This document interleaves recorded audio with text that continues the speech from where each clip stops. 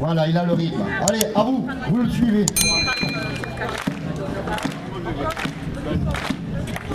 Ah, c'est pas mal, hein.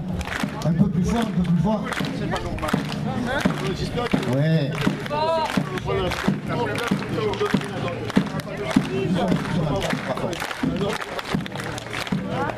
Tu as tout cassé le rythme là. Down, down, down, down, down, down. Et je vais vous transformer en pirate. Allez, continuez à taper les mains, ne vous arrêtez pas. Hein.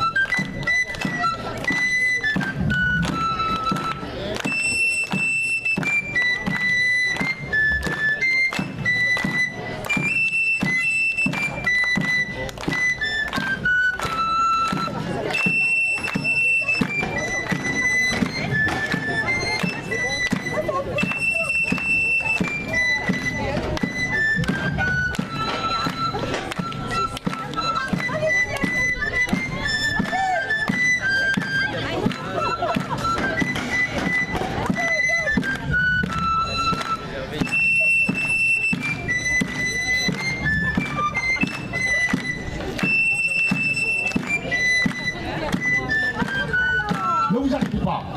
Et vous allez chanter. En même temps que je joue, vous chantez. D'accord? Allez, on y va.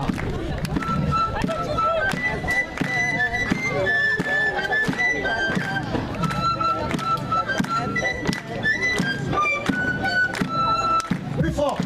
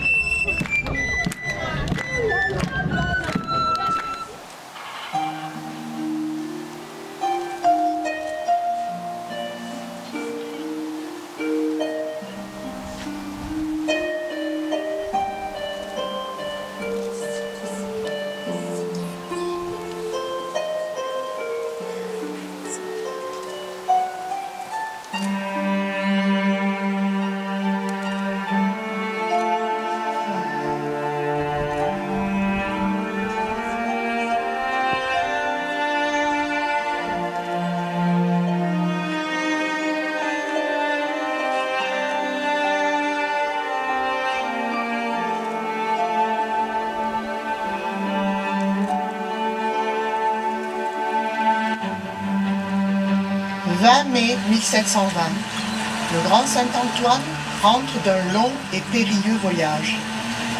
Il porte en lui l'espérance d'un précieux chargement, coton, soie, toile, tissu, cuir, cire et cendre, une cargaison de 100 000 écus, soit plus de 4 millions d'euros actuels, une fortune. Mais il a embarqué un passager clandestin, la peste. Sur le chemin du retour, plusieurs membres de l'équipage ont péri à bord. Jean-Baptiste Château, le capitaine du vaisseau, reçoit l'ordre de ne pas rallier Marseille directement. Il doit faire une halte secrète au Brusque pour recevoir les instructions des armateurs.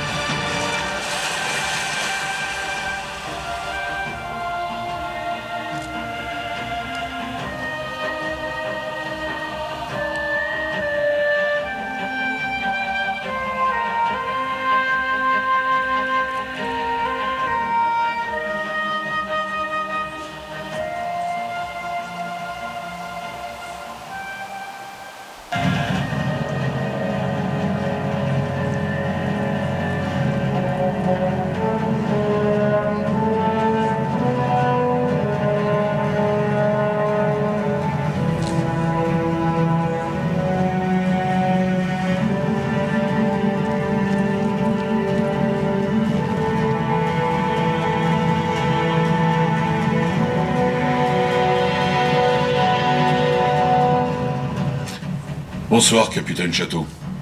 Nous vous rejoignons dans cette rade du Brusque afin d'apprécier la situation. Notre vaisseau, le Grand Saint-Antoine, a quitté le port de Seyde le 5 février, chargé de coton, laine, soie et diverses marchandises, équipé de 37 personnes composant l'équipage, jouissant toutes d'une bonne santé. Le 5 avril, pendant la nuit, un des passagers turcs est trouvé mort. Le chirurgien conclut qu'il est mort en dormant par étouffement. Les 23 et 24 avril, 2 matelots se plaignent d'oppression de poitrine. Ils meurent 5 jours après. Le 2 mai, nous perdons 2 matelots et le chirurgien navigant. Le mal contagieux est à bord et il me faut prendre des mesures d'isolement. Nul doute possible, c'est la peste. La réglementation sanitaire est stricte au bureau de la santé de Marseille. Vous ne pourrez pas donner à l'intendant de santé des explications sérieuses de la mort pendant la traversée de 5 membres de votre équipage. Mais le Grand Saint-Antoine sera isolé à l'île de Jard pour faire sa quarantaine. Et sa cargaison, exposée au vent et au soleil, elle sera condamnée et perdue pour tous. Il y en a pour 300 000 livres. Une fortune. Non, ce n'est pas possible de tout perdre. Et que faire ? Château, tout doit être livré pour la foire de Beaucaire fin juillet. Alors, quelles sont vos instructions ? Capitaine Château, ordre vous est donné de vous rendre à Livourne pour consulter sur la maladie et obtenir du bureau de la santé des documents justificatifs des morts par fièvre maligne et non par peste. Entendu. J'annoncerai l'arrivée du Grand Saint-Antoine dans le port de Marseille par un coup de canon pour faire connaître au capitaine que la patente de santé est nette, qu'aucune maladie contagieuse n'est à son bord.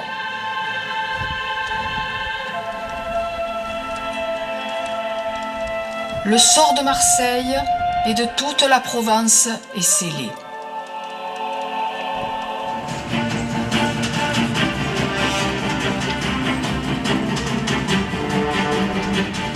Marseille, porte de l'Orient, se prépare à accueillir le vaisseau. C'est dans l'insouciance du printemps que l'on y célèbre les belles de mai.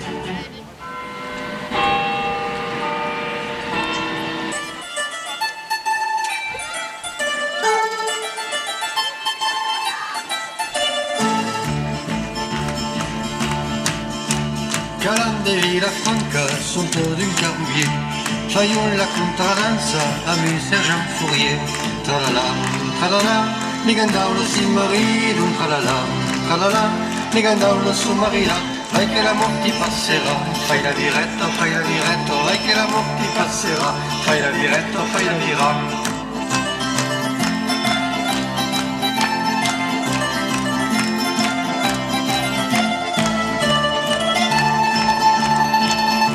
C'è marinato un rango, a una che senza den, sa mai rene scontenta, son pai rene sauren.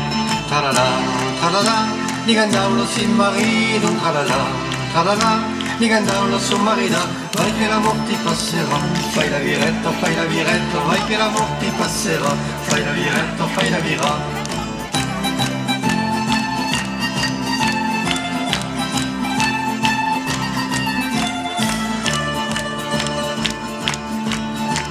Calan de Villafranca, sotto d'un caroubier, faiola la contradanza, amb un Sergent Fourier.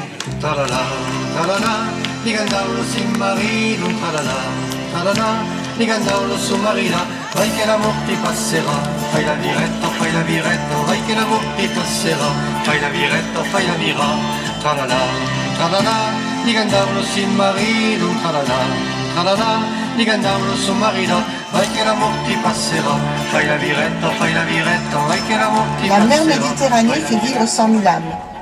Le commerce est florissant, la pêche également. Le vieux port, les pescadous qui remaillent leurs filets, les papets qui se chauffent au soleil.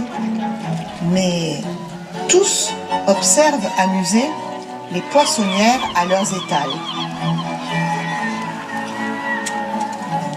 Rascasse, à la belle rascasse, du poisson bien frais. Par ici, la dorade, che peu, che cosvio, Par ici, la dorade. Quel poisson, qu'il est vivant. À la sardine. À la sardine. Alors, la belle, si tu veux faire un beau pitchoun, mange mes sardines. Garde, elles sautent. Ben oui, du filet à l'assiette, que du frais chez Miette. Oh Gary, tu vois pas que ta dame a envie de poisson? Elle a les yeux qui frétillent comme elle mange tout. Tu veux que ton petit naisse avec une sardine au bout du nez? Allez, mais regarde-moi ce santibelli. Tu veux pas que je te fasse le bruit des vagues aussi? Allez, oust, 10 sous et régalez-vous. Par ici, la bonne dorade.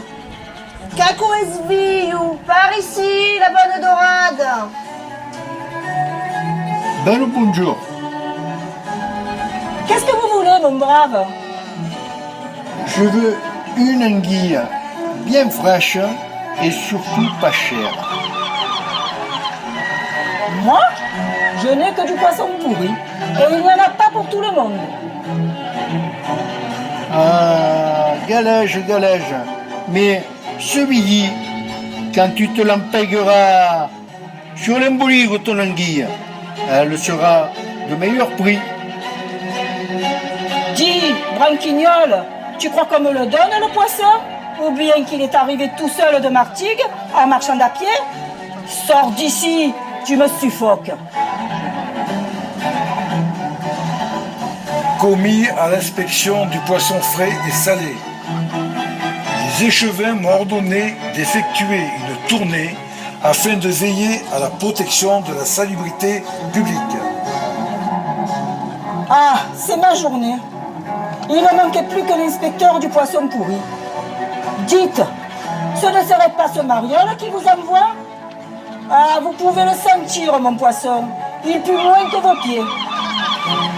Qui a dit que mon étal avait une odeur suspecte? Où est-il avec ses yeux de merlan frit? Annette, Colette, attrapez-moi ce chien des quais, ce destrucide de réputation. Galapia, figure de pourpre, comme d'arapède de fond.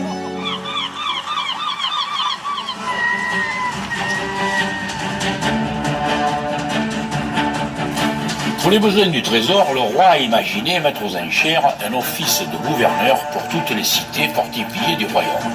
À La Ciotat, il fut définitivement acquis par la communauté formée par les anciennes familles appuyées par le peuple. Face à elle, des familles parvenues à la noblesse voulaient s'en emparer en prétendant à des privilèges. Mon ami, quelle triste querelle sépare ainsi nos familles. Mon époux, Jean Lyon, défend les intérêts du peuple. Et l'Église, prenant la défense des nobles, cela ne fit qu'envenimer l'affaire. Mon époux Audric, prenant parti pour le curé Fabre, vicaire proche de Monseigneur de Belzunce, notre évêque. Et le voici qu'il m'interdit désormais de recevoir mon ami de toujours. Fort heureusement, il me plaît de lui désobéir en notre Bastide, loin des tumultes de la ville. Hélas, cela a brisé l'amour de nos enfants. Mon fils unique Charles est parti en mer. Et ta belle Marianne est entrée au couvent par désespoir.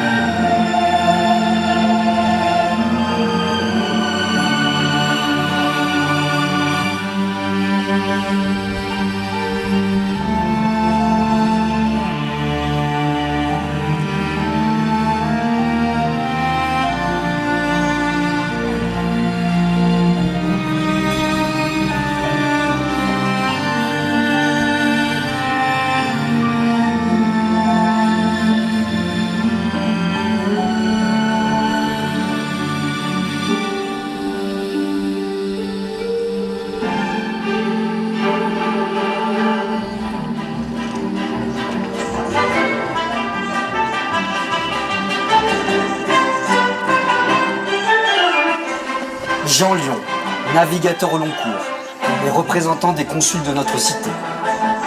Je suis chargé de vous dire que nous serons à l'office et que nul ne pourra nous interdire l'entrée de notre sainte église. À Marseille, notre évêque s'est informé. Il lui a été dit que la Ciotat était un repère de pirates et que toutes les fortunes du pays étaient dans la piraterie.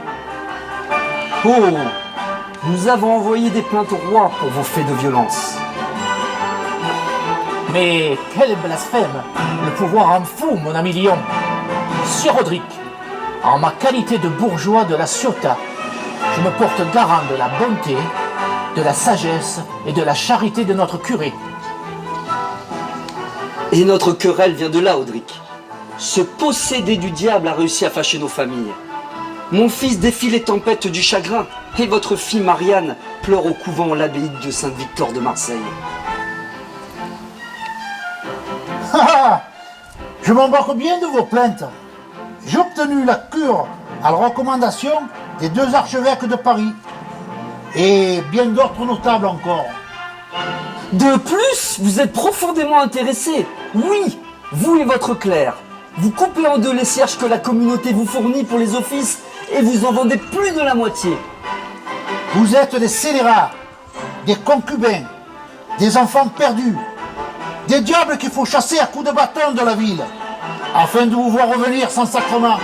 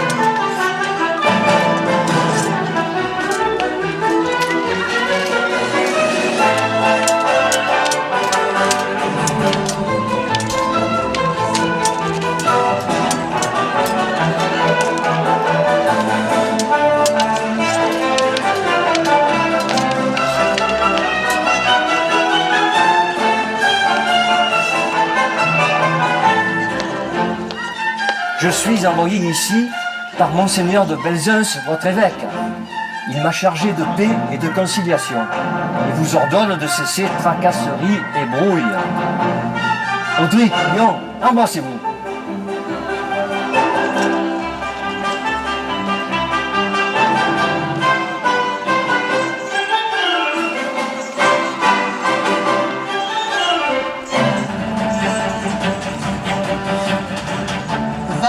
Mai 1720.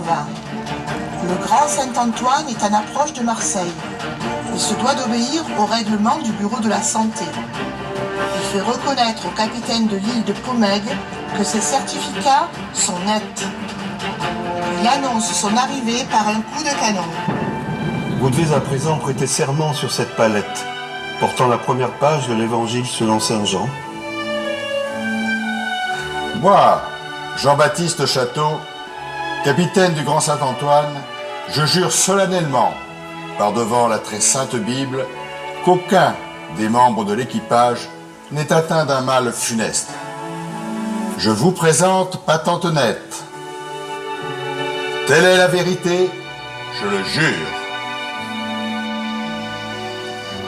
Jean-Baptiste, par devant Dieu et la justice divine, dis la vérité, sans rien cacher. Mais qui me parle? Mon nom est Conscience. Je suis ta conscience.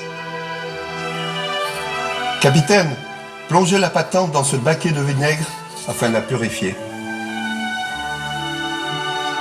Valet, c'est suffisamment imbibé. Étendez sur planche et présentez-moi le document.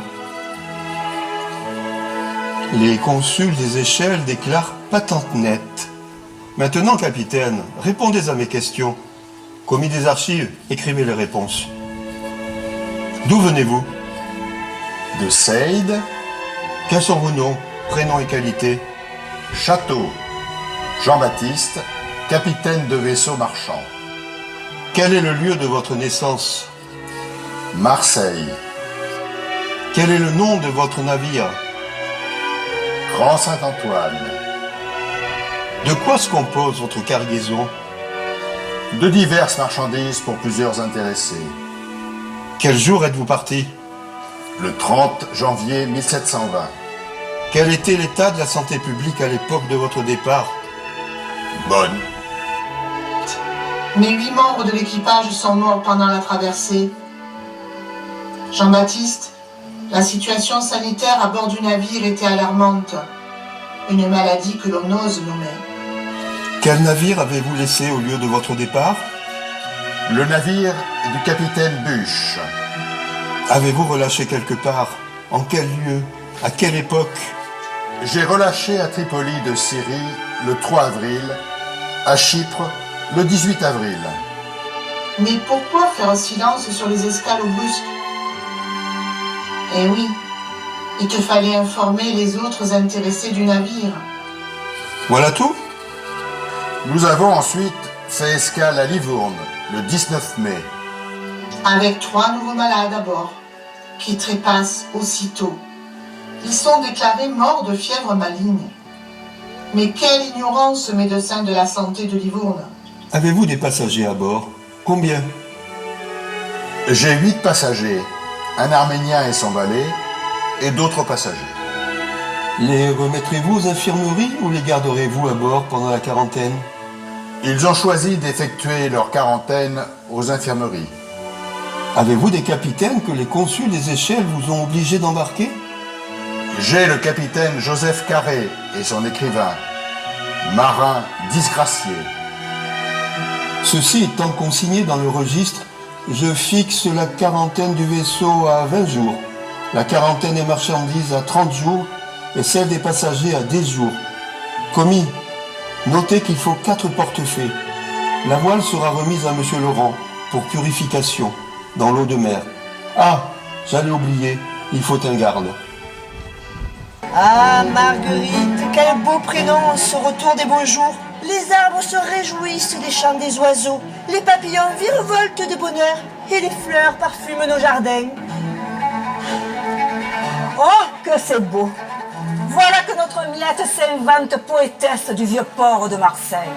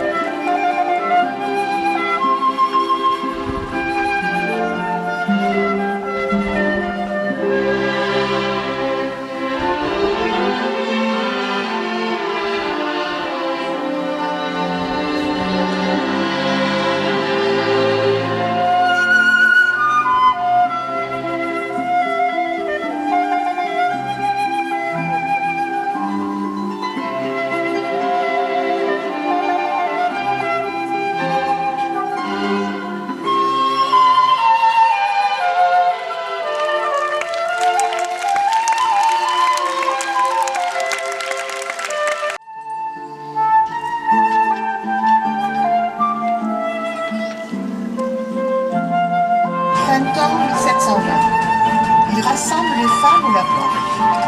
C'est la grande bugade, l'occasion de se raconter les dernières nouvelles. Bonjour mesdames. Bonjour. Quel beau printemps. Alors, quelles sont les nouvelles? C'est la saison des amours. Giangiamente Gabi, réjouissez-se donc, c'est où? Oh là là, mesdames, gardez-les bien, vos maris. Il paraît que... Oh, je sais pas que les Eh, c'est quoi ces chuchotteries? Toi, Jacqueline, tu en as trop dit. Et si c'est de mon homme que tu parles, je t'écoute, vas-y. Calme-toi, fine. Tu sais bien que nous sommes tes amis. On ne veut pas te faire de la peine, mais ça baisse. Ça jase sur la ribe. Et même jusqu'à ses restes. Allez, déballez votre linge sale, c'est jour de bugade. Avec qui? Avec qui fa des saloupaliers? Ton boulanger de mari, c'est un bon bougre. Mais il faudrait qu'il reste moins souvent à l'échoppe. Avec qui? Que je débarrasse cette terre de cette... Mais c'est pas moi, mais c'est pas moi. Chut, la voilà qui arrive. Bonjour, mesdames. Faites une petite place à Manon, ma servante. Ben bonjour, mesdames. Gramassi par la petite place. Bonjour. Madame la marquise de la pêche. Mes filles, il y a tempête sur la gueule d'Aupra. Un ouragan même. Que le diable t'emporte. Ah, il te plaît le pain de mon homme. Il te plaît. Tiens, voilà une belle fougasse. Arrêtez cette furie. Manon, secours. Oufias. Radasse. Esquignasse.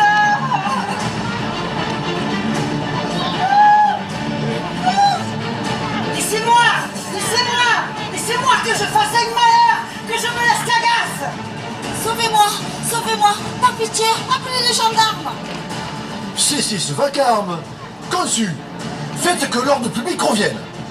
Garde, emparez-vous de ces diablesses et conduisez-les sur la place publique.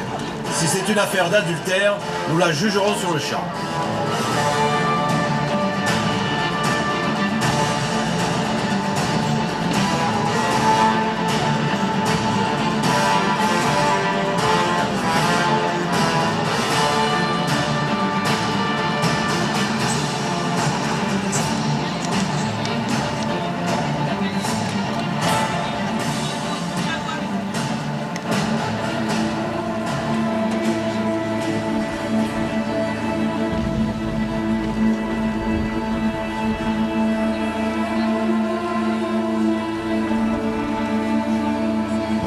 Moi, Auguste Fabre, maître voyer et consul de la communauté de la Ciotat, par les pouvoirs qui me sont conférés, je viens par devant vous réparer le scandale, rétablir la justice et amender le ou les coupables. Moi, Jean-Joseph Janselme, premier prud'homme, je suis en assistance de la défense. Patistin Piqueboufigue, patron pêcheur de la Rascasse Bleue, épouse de la pauvre pécheresse accusée d'adultère. La procédure repose sur la délation publique. Et afin que nul n'échappe au juste châtiment, nous allons entendre les différents témoins. Parlez. Au lavoir de la source du Pré, on était à discuter de printemps, de bugade, de nistoum, de patins, couffins. Et voilà que j'apprends que mon couillossi de tonnerre... Du calme, ma belle, n'écoute pas ces bazarettes. Comme vaille, défais-toi. Laissez-toi 2 minutes. Quitte ton couffin. Je vais te choisir une belle fougasse, ma belle. C'est toi, l'espincheuse? Sartin, Tarasque. Alors, Nina, défends-toi.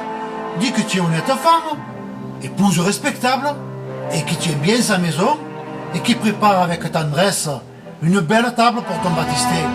Avec du bon pain tout chaud. pétri avec amour. Oh, te lo mandi lo pastisson, masque.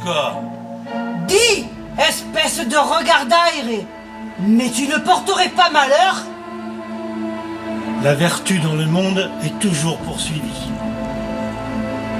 Allez, Zou, Bourrigan, que c'est nous, demain, ici en maille. L'adultère est rangé parmi les attentats aux mœurs. Si preuve est faite de la débauche, la condamnation au supplice du fouet est certaine. Oui, le fouet. Bonne mère, ayez pitié de moi. Le frisson de l'interdit est coupable de 2 ans de réclusion dans le couvent des Bernardines. Allez, Zou, au couvent. Je rappelle cependant que seul le mari de la coupable peut la dénoncer.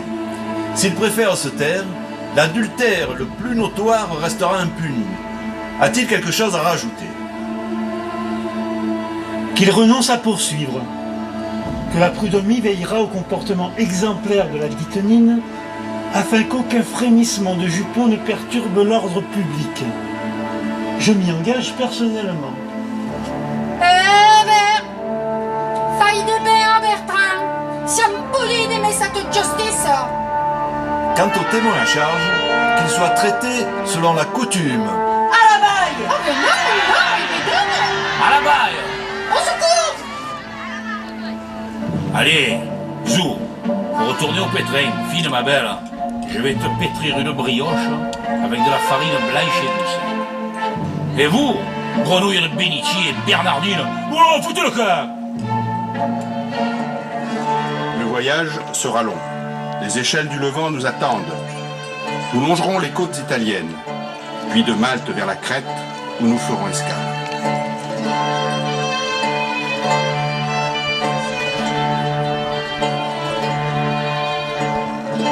Portefaix, chargez l'avituallement. Fromage, lard, anchois, haricots, le vin dans la cale. Chargez la cargaison, les ballots de drap ici, les barriques d'eau de vie plus loin. Hé, canonnier!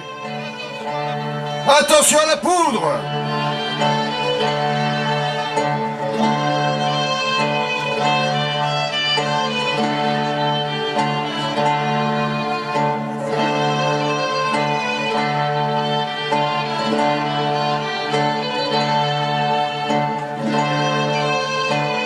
Bru Augustin, âge 26 ans. La taille moyenne. Poil noir, sait écrire.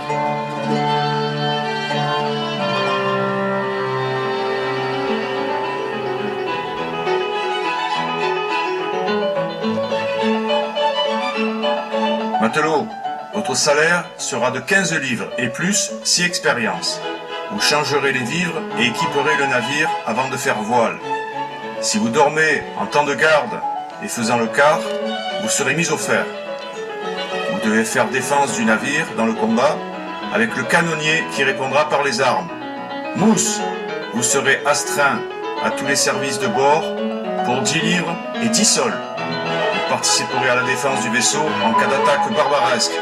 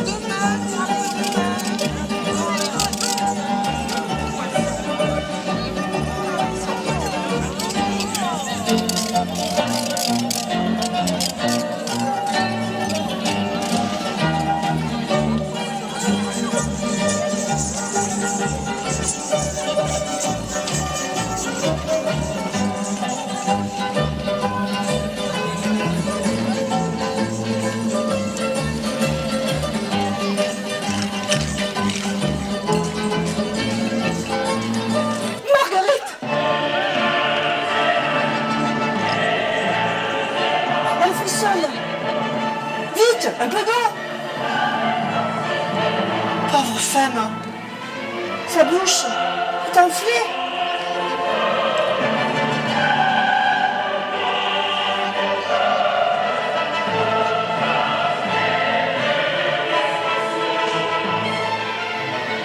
Le mal se répand dans les quartiers populaires.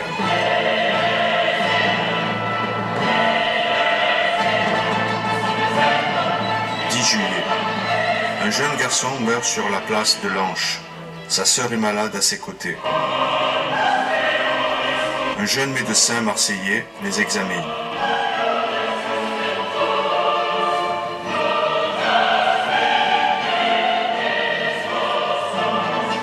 Il fait son rapport au premier échevin.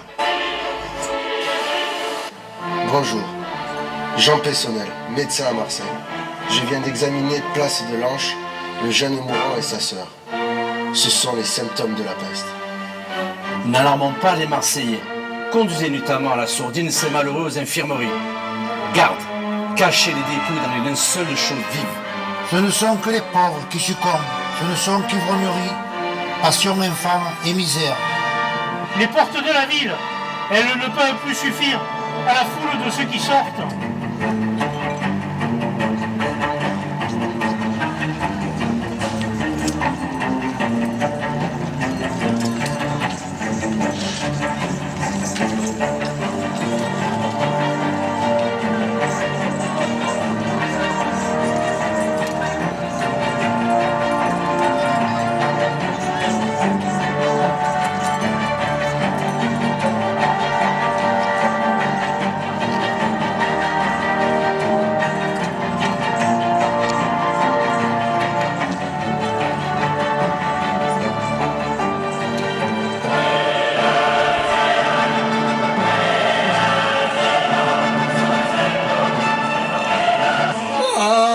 Ma petite pincette.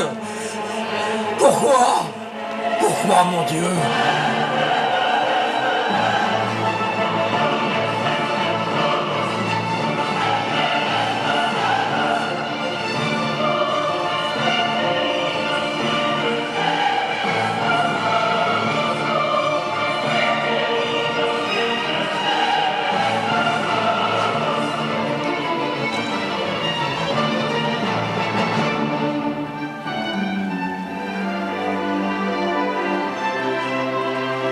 À quelques lieues de la cité phocéenne en proie au fléau, la vie se poursuit au rythme des saisons. À La Ciotat, voici le temps des moissons qui offre de nombreuses réjouissances.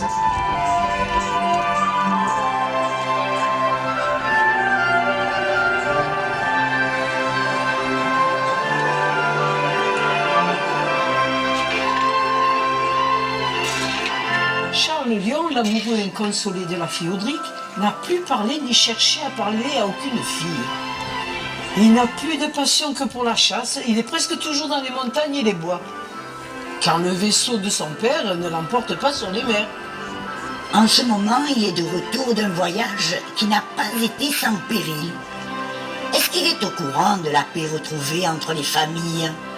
Et cette pauvre Marianne Audric, au couvent, à Marseille. Allez, Zou, participons aux réjouissances. Nous ne savons pas ce que l'avenir nous réserve.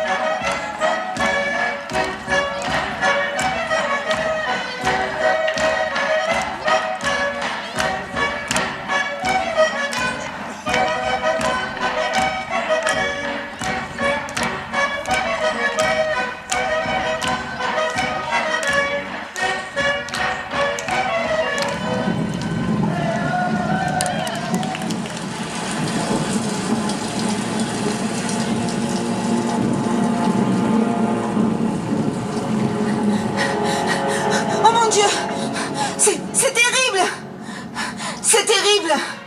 Que dites-vous? C'est terrible. Calmez-vous, pauvresse. Que dites-vous? Oh, elle a pris toute sa tête. Allez, passez votre chemin. Allez, allez, ma belle. Mais qui t'a effrayée? Raconte, d'où viens-tu? Tu as perdu la tête. La folie t'a prise. C'est un grand malheur. Ils meurent tous, par centaines. Mon père, préservez-nous. Eh bien, prions Saint-Mathurin. Écoutez favorablement, Seigneur, les humbles prières que nous vous adressons par l'intermédiaire de Saint-Mathurin, et faites que nous soyons aidés par les mérites de celui qui vous a servi si fidèlement. Saint-Mathurin, secourez favorablement celle qui a le malheur d'être atteinte de folie et priez sans cesse pour elle. Pierrot, cours vite chercher l'intendant de santé. Basta, laissez-la respirer. Va, allez, reprends tes esprits. Nous sommes là pour t'aider. Ils nous ont chassés hors de la cité. Oui, la peste. Elle fauche les riches. Elle fauche les pauvres aussi. La peste noire est à Marseille. La peste.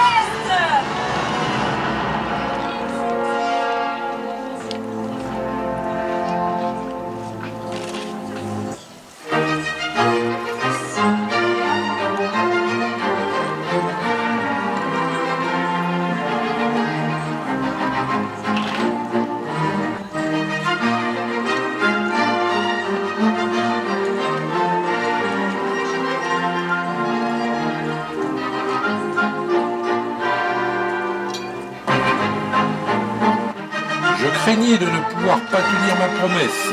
Monsieur de Matignon arrivant ce soir, il a fallu faire bien des préparatifs pour loger ce respectable seigneur. Voici la lettre que monsieur le juge David nous a écrite. Messieurs, je vous écris par ordre de Monseigneur de Matignon, abbé de Saint-Victor, pour vous prier de lui envoyer 3 mulets pour porter les hardes. Avec un cheval, il doit partir samedi prochain à 3 heures du matin. Il m'a encore chargé de vous marquer qu'il y ira loger en arrivant chez les révérends pères de l'oratoire et que le lendemain, il se retirera à la maison de ville pour y rester pendant tout le temps qu'il sera à la Ciotat. Il fera porter son lit avec ses tapisseries de Damas. Il vous prie encore de lui faire sa provision de bois. Je suis persuadé que vous exécuterez avec plaisir et que vous serez ravis d'obliger un si bon et si charitable seigneur que j'aurai l'honneur d'accompagner. Votre très humble, très obéissant serviteur, David. C'est la belle saison. Dimanche, nous l'inviterons à la messe célébrée dans la petite chapelle Saint-Hermentaire. Dans ce lieu, l'on y trouve encore quelques faibles vestiges d'antiquité consacrés à Hermès, protecteur des commerces et des voyageurs, tant sur mer que par terre.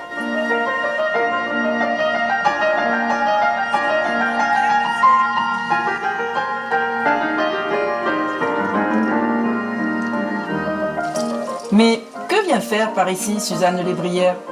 Ce n'est pas son chemin de messagère de Marseille à la Ciotat.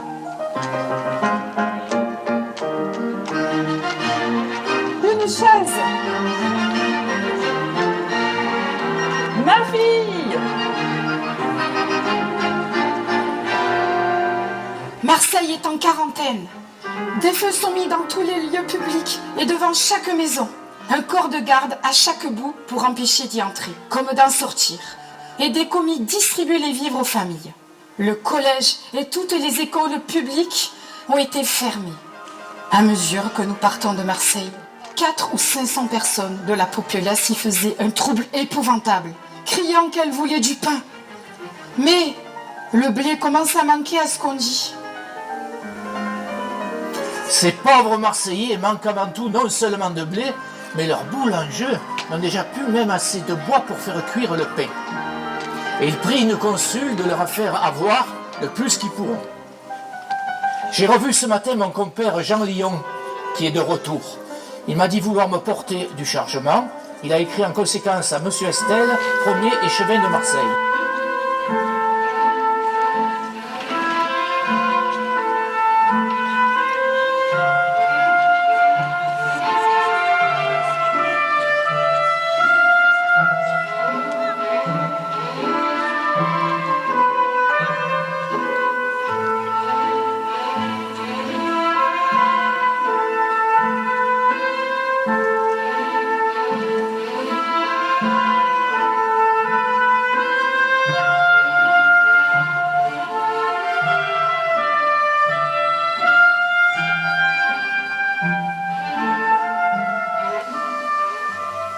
Premier échevin, intendant de santé, nous ne soignons plus les malades, nous constatons leur décès. Les corps sont jetés à la rue, les corbeaux ne font plus face. Les infirmeries sont un vaste cimetière. Le premier chirurgien de la santé vient de succomber. C'est véritablement la peste. Les religieuses du Saint-Sacrement s'opposent à l'ouverture d'une fosse près de la cathédrale de la Major. Nous porterons nos morts hors des murailles.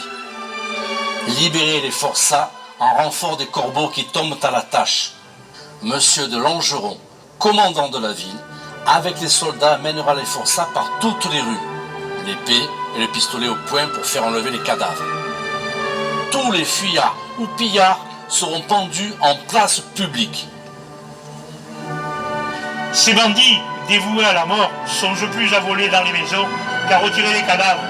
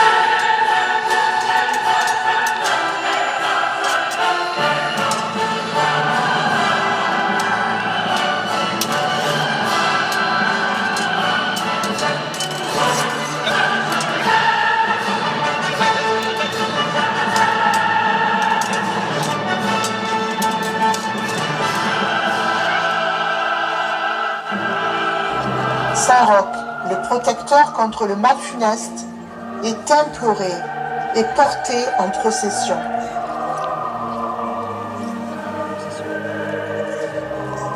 Mes chers paroissiens, Marseille se meurt. La peur a défiguré toute la cité. Le visage auparavant le plus ami n'est plus regardé qu'avec frayeur. Amitié, lien de famille, liaison tendre, rien ne tient. Rendons grâce à Dieu et prions Saint-Roch, notre protecteur.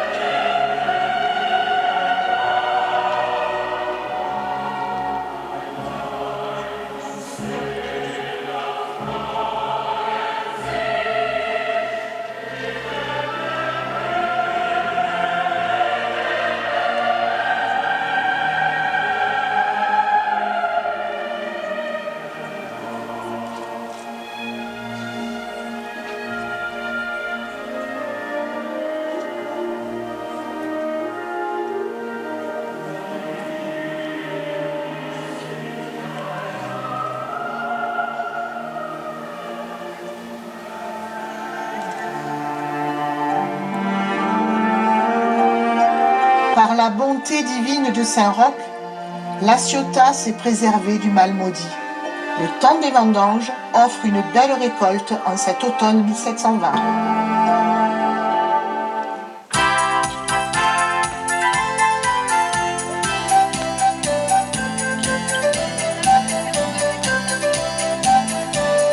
Chantons la vigne, la voilà la jolie vigne, vigne, vignon, vignon, le vin, la voilà la jolie vigne au vin, la voilà la jolie vigne, de vigne au clair, la voilà la jolie vigne, vigne, vignon, vignon, le vin, la voilà la jolie vigne au vin, la voilà la jolie vigne. De terre en serre, la voilà la jolie vigne, vigne, vignon, vignon, le vin, la voilà la jolie vigne au vin, la voilà la jolie vigne. De serpent pousse, la voilà la jolie vigne, vigne, vignon, vignon, le vin, la voilà la jolie vigne au vin, la voilà la jolie vigne. De tous en feuille, la voilà la jolie vigne, vigne, vignon, vignon, le vin, la voilà la jolie vigne au vin, la voilà la jolie vigne.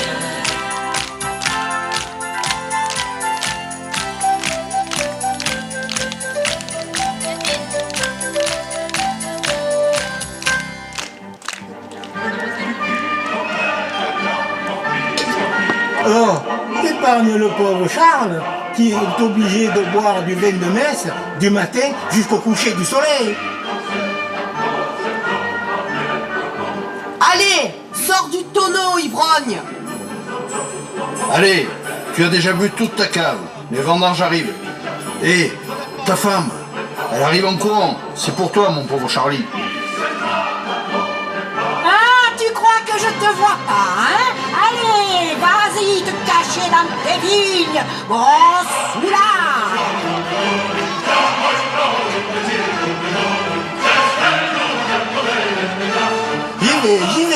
J'y vais, je suis à la vigne, je suis à la vigne.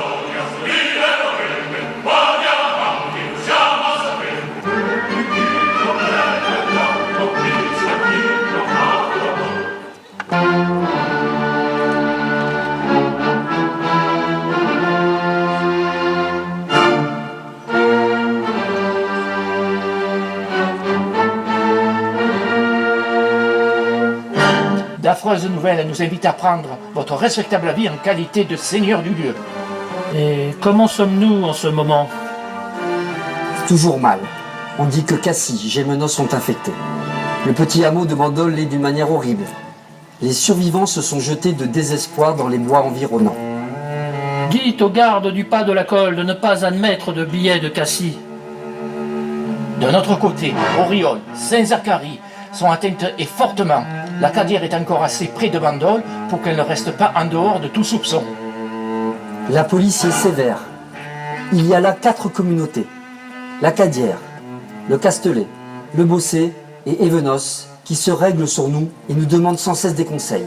Cuge est rigidement mené par son seigneur et ses restes dont le sort tient presque immédiatement au nôtre seront peut-être les seuls lieux où il n'aura point pénétré ce fléau si terrible. Et Marseille? La contrebande a organisé l'enlèvement de balles de soie sur l'île de Jard. Elle contenait tout le venin, ce qui empesta Bandol et Toulon. À Aix-en-Provence, ce sont les fuyards de Marseille qui ont infecté le terroir avec des marchandises de contrebande. La surveillance doit être encore plus rigide qu'auparavant à La Ciotat. Aux barrières de la Porte Réale, la compagnie de Villevieille du régiment d'Artois demande logement. Le capitaine a-t-il l'ordre signé? Un imprimé sans la signature? Aucune patente de santé. Le bureau de santé doit délibérer. Non mais c'est tout délibéré, mon ami. Nous ne pouvons recevoir dans la ville ces porteurs de peste. L'heure est grave. Les soldats se présentent devant les portes de la cité. Nos hommes n'ont aucun sang dans leurs veines. Ils vont ouvrir les portes. Marie, rassemblez les femmes du peuple. Nous nous retrouverons au lavoir du pré.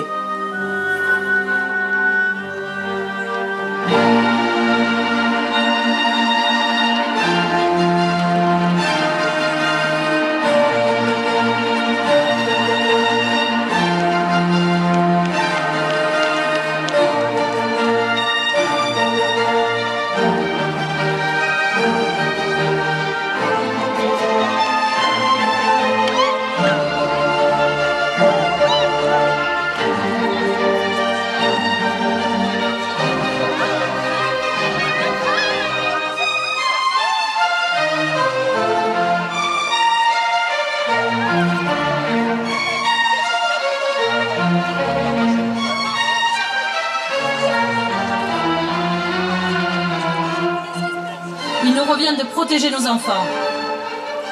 Allons garder les portes.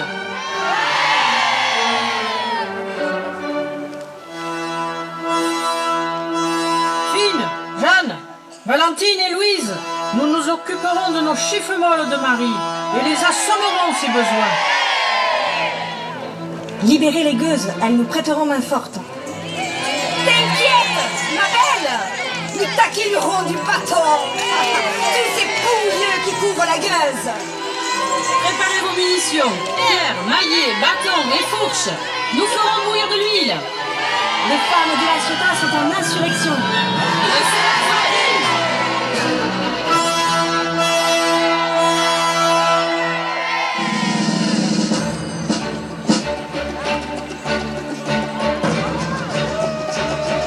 Alerte! Alerte! Les soldats arrivent! La garnison elle est là! Femmes, venez au plus vite. Dépêchez-vous! Ils arrivent!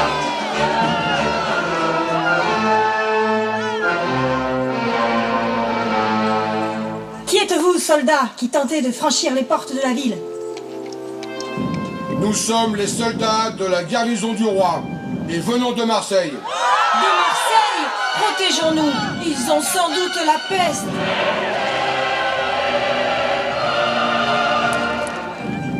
Nous demandons l'hospitalité en la ville de La Ciotat. Vous ne rentrerez pas! Vous avez peut-être la peste! Et nos enfants ne subiront pas ce fléau! Femmes, armez-nous de pierres et de bâtons! Les femmes de La Ciotat ne vous laisseront pas passer!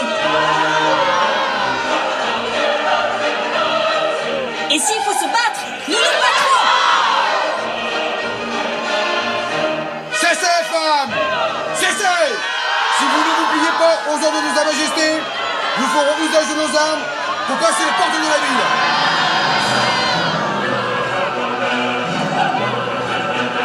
Soldats, vous n'oserez pas tirer sur le fruit de nos entrailles! Soldats, à mon commandement, formation sur 2 lignes. Apprêtez. On joue. Nous avons une solution. Baissez vos armes! Baissez vos armes! Acceptez la mise en quarantaine aux Capucins et dans les Bastides, hors de la cité. Soldats, à mon commandement, relevez. Armes. Mousquet, crosse en bas. Oui, à une condition. Nous voulons la paille pour le couchage et les provisions de bouche pour toute la troupe. Mais ne vous inquiétez pas, soldats. Nous nous occuperons bien de vous. La paille sera fraîche et les provisions de bouche abondantes.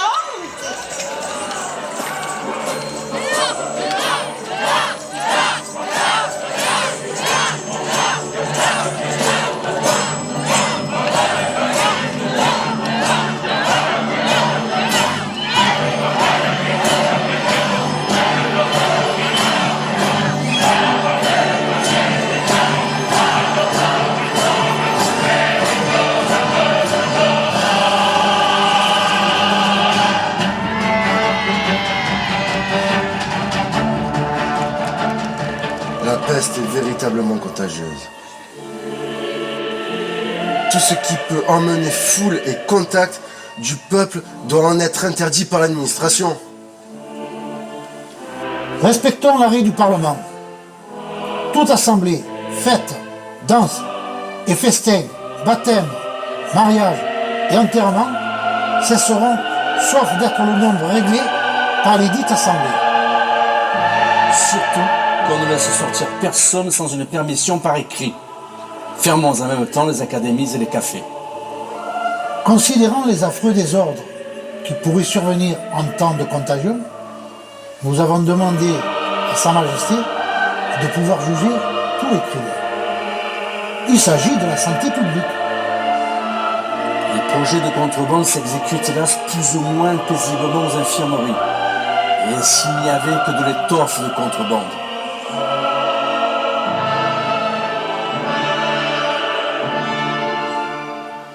Au petit village d'Allo, le maître de poste est chargé d'une bien triste nouvelle.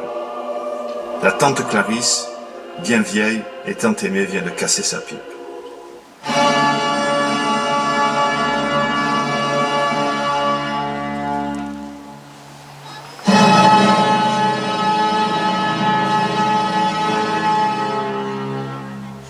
Il est où le neveu de tante Clarisse Dallot pour lui annoncer la mauvaise nouvelle? Il est où?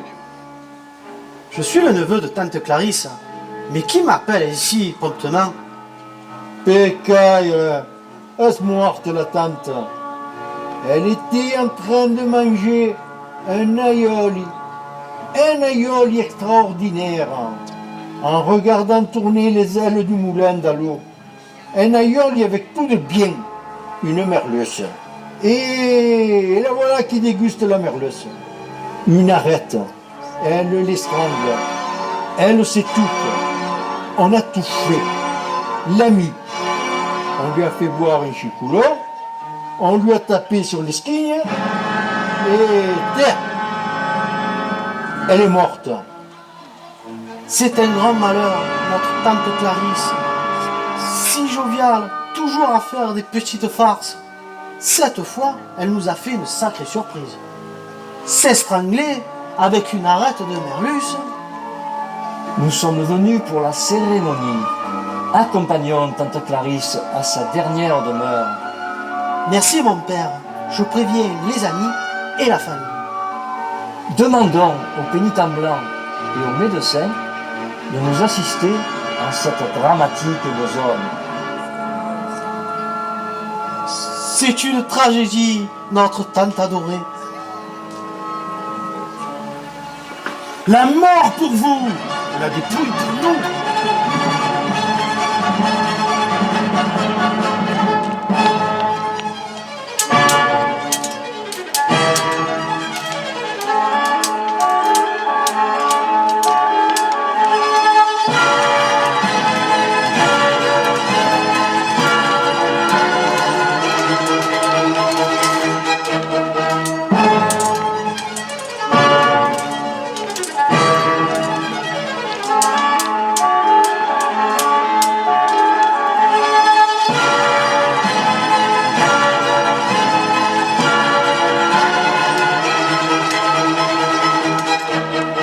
L'honneur est sauf par la protection de Mandrin, Morin et Gaspard. Nous sommes pas loin de la barrière de l'octroi. Mais où est passée tante Clarisse?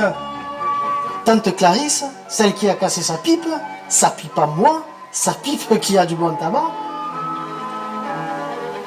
J'ai du bon tabac, 285 kilos de bon tabac. Et toi, tu n'en mourras pas.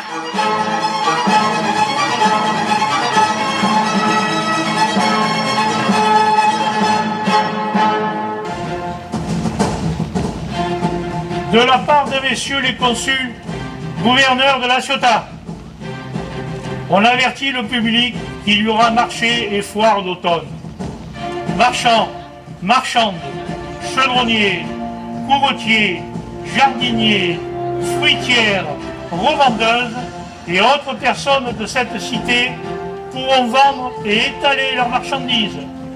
Fruits, gibier, poulailles, herbes potagères, cochons frais ou salés, poissons, mûriers et cocons, ouvrages en fer pour la campagne, souliers et ouvrages de quincaillerie, friperies, bestiaux et attraits de campagne.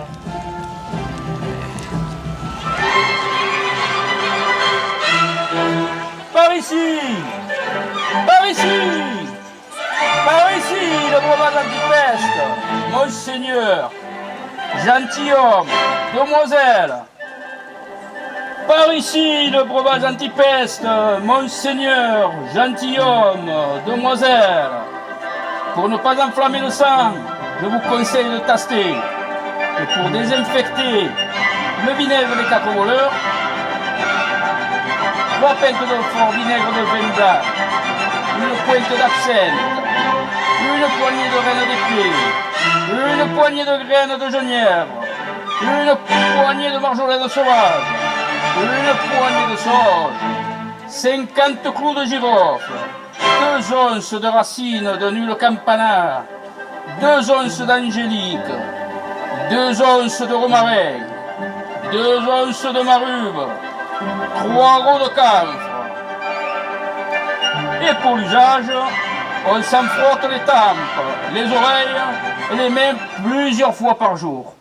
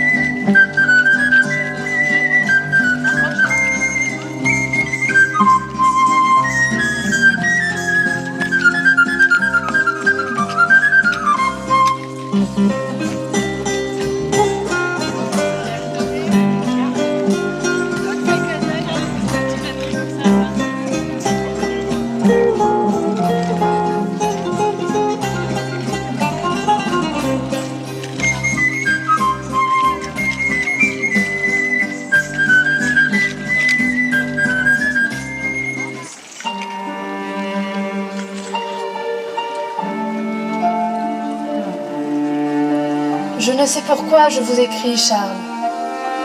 J'ai bien juré de ne plus penser à un homme, mais ai-je promis d'empêcher que cet homme pense à moi? Mais alors, que serait donc cet amour? Il n'y a que vos projets d'établissement dans le pays turc qui me paraissaient exécutables. Qu'importe en quel lieu on soit heureux, dans une cabane au penchant de nos collines ou sur les plages africaines. J'ai tout arrangé pour mon départ. Suzanne aura l'air de me mener à Marseille. Elle prendra les certificats nécessaires de santé, pour elle et pour moi. Ma mère pleurera en pensant que je vais à nouveau la quitter pour toujours. C'est dire combien je vous aime, Charles. J'irai où vous voudrez me mener, car je suis tout à vous jusqu'à la mort.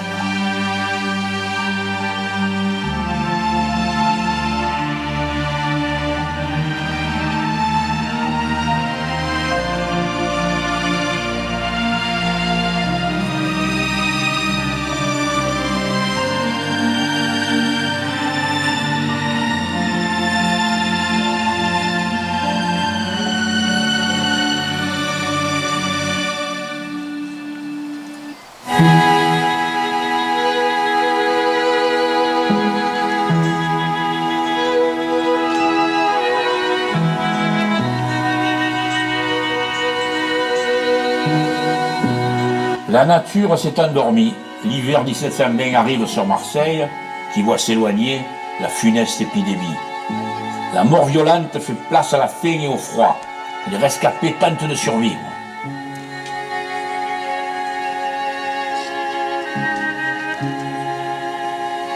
Vous dire que je suis malheureuse de ne pouvoir nourrir mes petits. Je n'ai que des clous rouillés pour leur faire la soupe. On dit que c'est bon pour la santé, ma vaille, pour le goût. Ah, si j'avais un poireau ou un bout de céleri. Ah, merci, ma belle.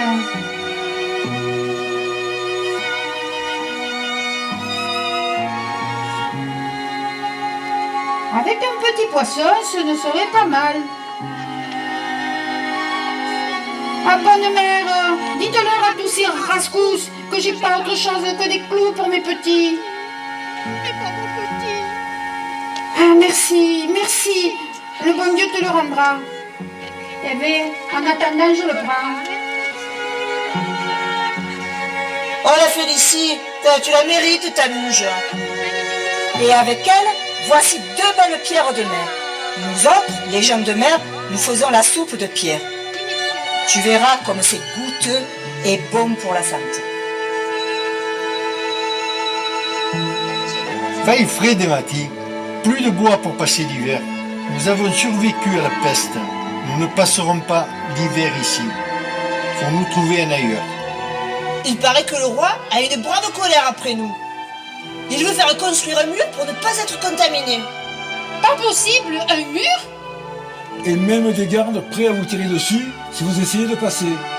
Au conseil de régence, ils ont même parlé de mettre le feu à Marseille pour la consumer et tout ce qui s'y trouvera dedans.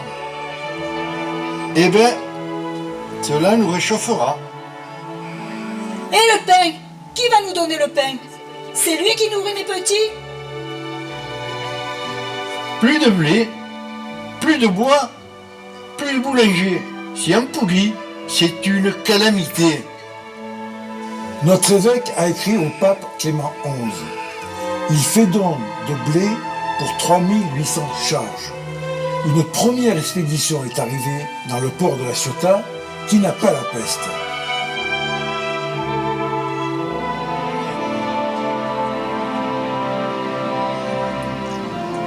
C'est ainsi qu'est arrivé dans le port de la Ciotat le blé de l'espérance.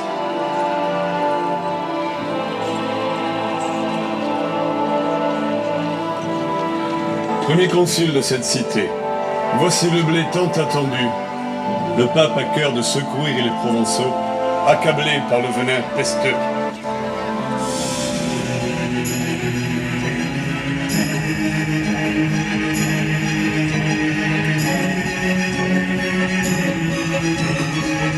Capitaine, votre vaisseau est le bienvenu et la cargaison miraculeuse.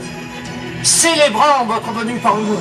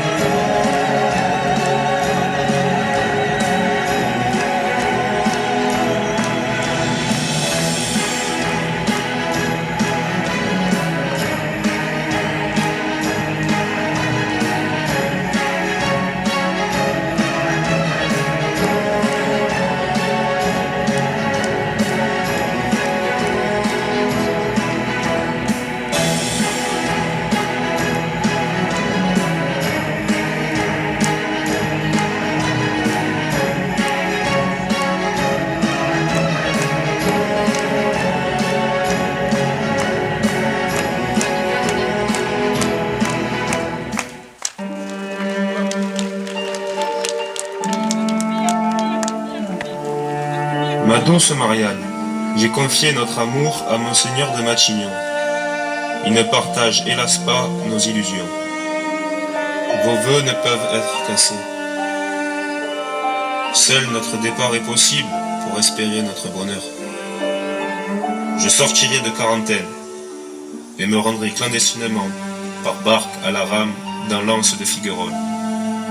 Le mugissement des vagues étouffera notre fuite. Attendez-moi à peu de distance de la grève. N'ayez pas peur des mauvais esprits. Que Dieu vous garde.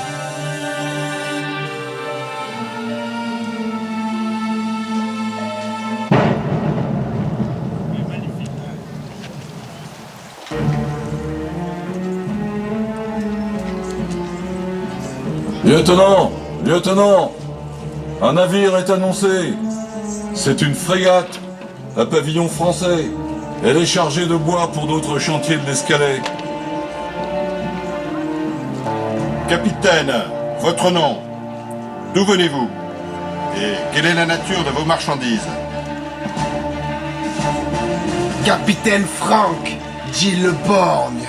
Mon pavillon est le Jolly Roger. Il annonce la couleur. Pas de quartier avec les forbans. Mes marchandises sentent la poudre. Du canon pour vous servir.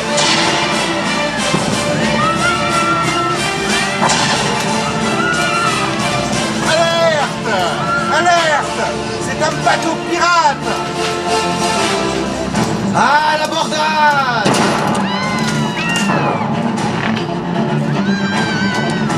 Forban sans quartier, emparez-vous de ces rats de cale.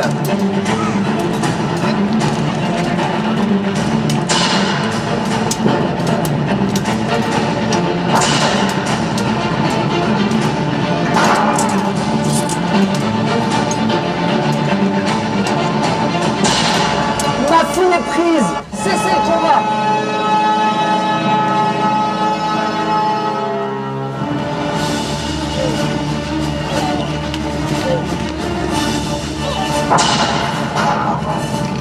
Bravo, soldats, marins, reprenons courage. Aux armes, Ciotada. Vive la Ciotat.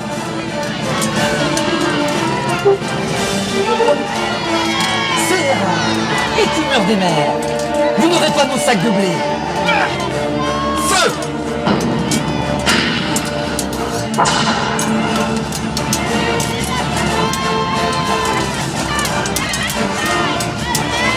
La cargaison de blé est sauvée. Je suis fier de vous. Fier d'être Ciotada. Vive la Ciotat!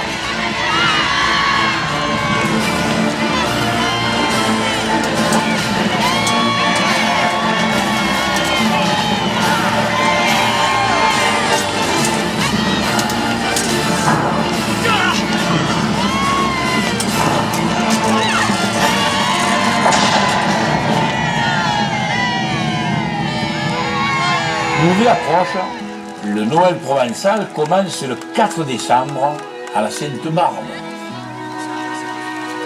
Mademoiselle Audric m'a demandé de préparer nos vins.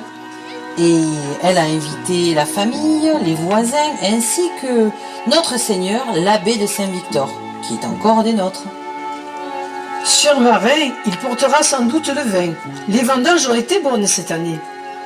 À la Morelle, le blé a bien donné cette année. Tiens, voilà quelques grains à semer pour ta Sainte-Barbe, quand nous blavons vin, tout ben vin. Que vous arrive-t-il, mon père?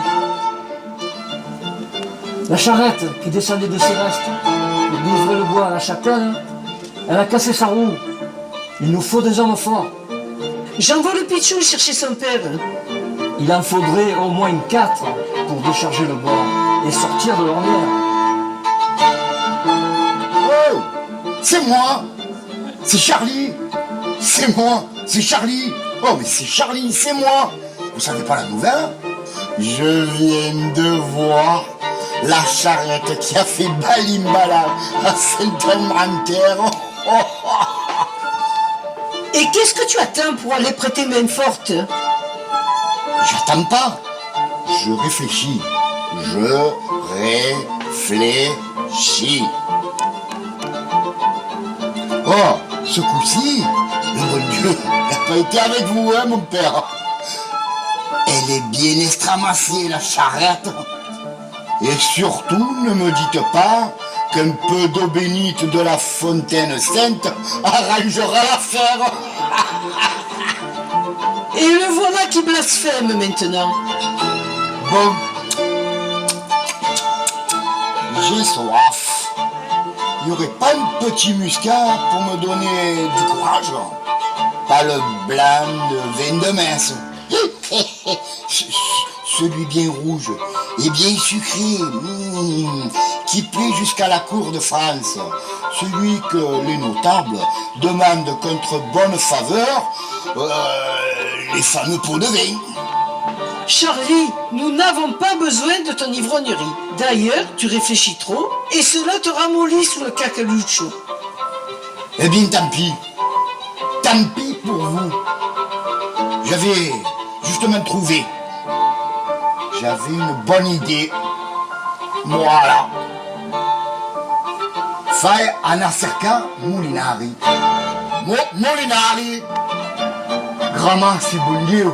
Je dois être un peu visionnaire. C'est le sang du Christ qui m'inspire.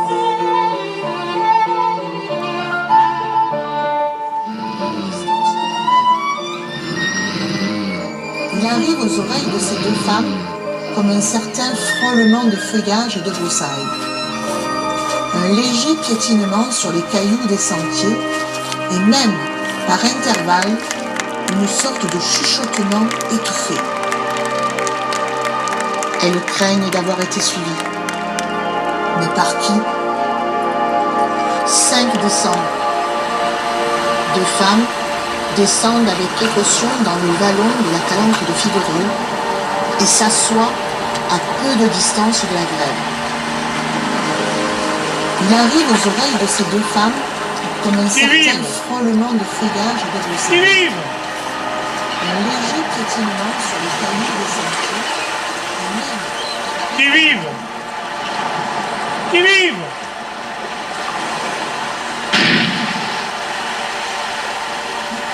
Charles! Charles!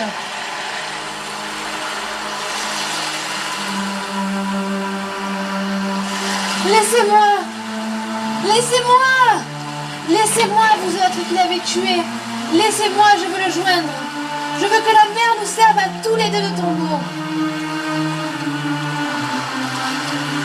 Oh non, Marianne, vous ne pouvez pas faire avec moi ce voyage.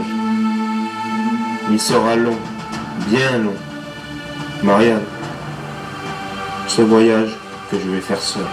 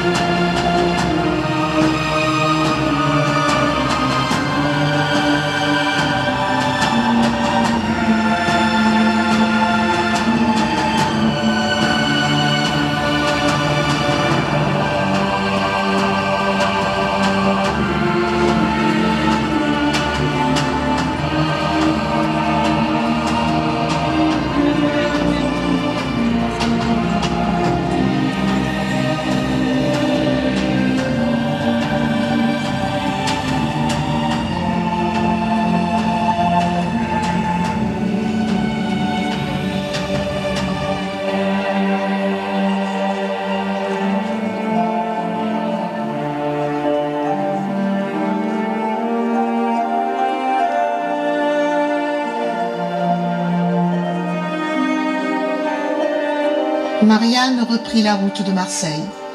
Elle eut beau dire qu'elle venait d'un lieu saint comme le témoignait son certificat, son monastère ne voulut pas la recevoir. Au printemps 1721, le comtat vénétien fait un mur de pierre sèche sur 36 km de long, le mur de la peste. 1000 soldats gardent le mur, mais la maladie l'évitera et la peste arrivera en Avignon. Le capitaine Château est emprisonné dans le donjon du Château d'If. Il sera libéré le 8 juillet 1723. Enfin, l'été 1722, la peste s'éloignant de la vie des Marseillais, le roi fera lever les mesures et avis d'interdiction et de précaution. Plus de billets de santé, plus de fermeture des académies et des cafés. Et c'est ainsi que tout finit bien. Oui, mais l'histoire se souviendra.